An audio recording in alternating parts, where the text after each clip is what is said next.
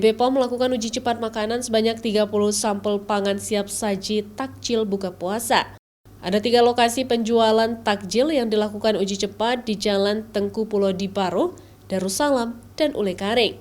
Hasilnya di 3 lokasi itu tidak ditemukan panganan berbuka puasa yang mengandung bahan berbahaya ataupun pewarna yang dilarang, seperti boraks, formalin, rhodamin B, dan juga metanyl yellow. Makanan siap saji yang diuji diantaranya mie, bakso, tahu, produk olahan ikan seperti nugget dan pewarna minuman yang banyak dijual di pusat-pusat penjualan takjil di beberapa titik kota di kota Banda Aceh. Seluruh sampel itu diuji cepat melalui laboratorium mobil BPOM di Banda Aceh. Kurang ada 20 plus 10 kali, ada 30 sampel yang diuji, tidak ada penggunaan boraks maupun formalin, metanyl yellow maupun rhodamin B dalam produk yang kita uji tadi. Demikian, semua aman untuk di Jalan Garuda ini.